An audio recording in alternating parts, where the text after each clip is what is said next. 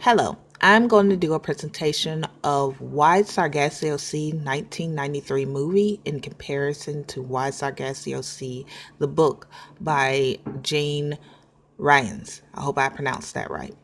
Okay, just to backtrack, the story is based off the famous book called Jane Eyre and giving the character Bertha a story. Okay, so you're with me so far. That's great.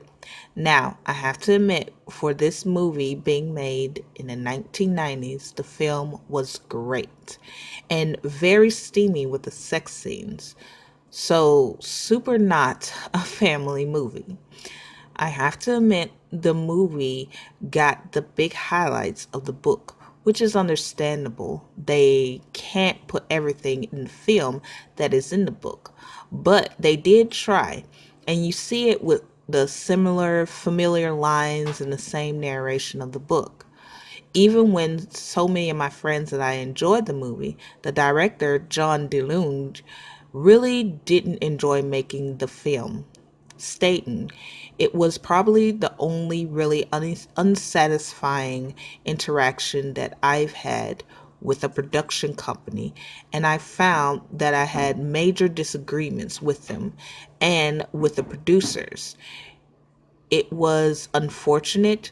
Jane Sharp, the producer of the film, had the tendency to get the film made, but she and I had differences of opinions. She was very well informed of the book, and I'm sure her opinions were arguable, as I like to think mine were. But when you have a situation like that, I think the overall project can suffer. I think the film did suffer from the diversion. So, as you can tell, the film really did have this kind of battle of black versus white, but that is another story to tell and another time. Now that now what really was missing in the movie was part 1 of the book. It really just skimmed over and didn't give all that much detail on Annette, the mother, and Antoinette's relationship to each other, of how her father died. It just gave a simple sentence of her narration that he just died. Who the brother was. The brother wasn't even seen in the movie at all. Only one part. There were only two parts where you see the brother on the footsteps when Annette was married, out had her little dance and everything, and meeting the stepfather, and also when the house is burnt down for the first time, and the brother is pulled out and he dies. Well, the slaves stop them from getting help, and which caused him to die. The only reason that the slaves or the servants decided to run off was because the bird burned and flew in the air, burnt to a crisp.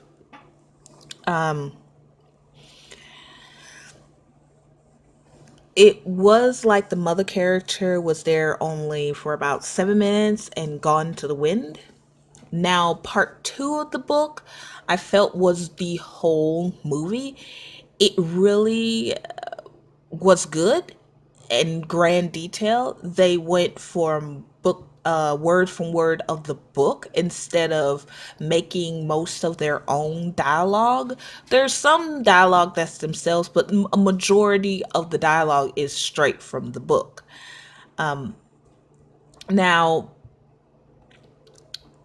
what's really good is that they embodied Antoinette very well in the book. You can see Antoinette's basic nature of the actress Cara Labriand was well casted for the job because she embodied the wild, innocent, curious, and also stern backbone. Yeah, Antoinette has a backbone in the movie, which can be say something about the book because she was very much not didn't want to go against Rochester, but still wanted to love him in a way. But in the movie, she was very stern to say that what you're doing is wrong to cheat on me. And also pulled, smashed, I think it was a liquor bottle. But I'll insert the scene right here. Okay. And so then we go on to Christophine. Like Christophine, oh my God, she was played and casted so well in the movie.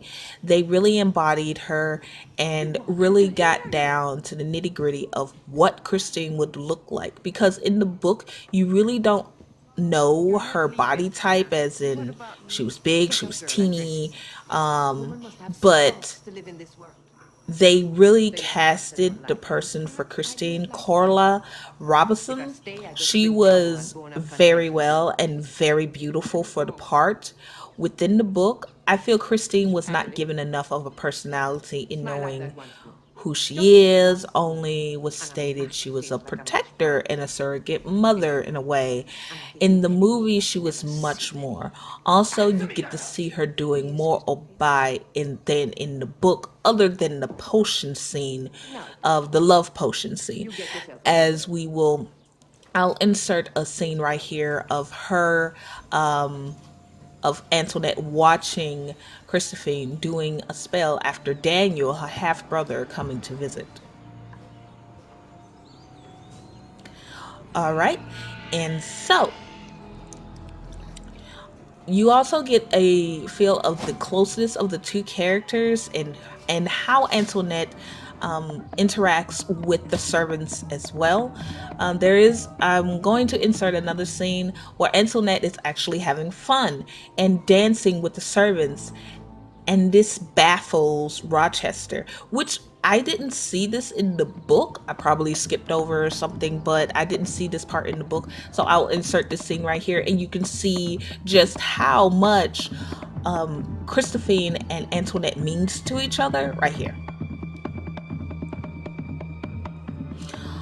Also, you get to see the closeness and things like that, but also in part 3 of the book, it's not really in the movie itself at all. There's only a few,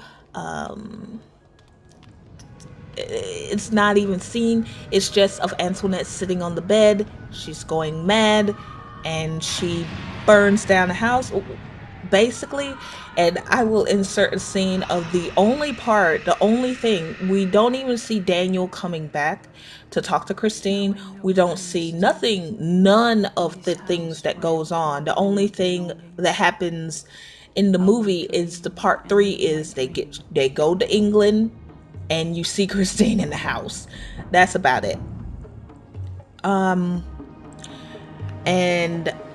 I really hate the character Rochester. They did a wonderful job in casting him and getting the very down to the gritty of who he is as the person, because in the beginning of the movie, in the beginning of the book, they really did a really nice job of him being curious, his emotions of Christine, and then of his emotions of Antoinette, sorry, his emotions of Antoinette, and it's slowly plummeting.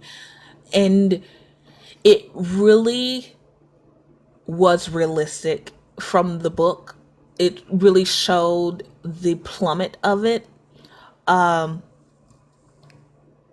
Also, well, I just find it stupid that the only reason he tossed Antoinette's love down the drain was because of letters.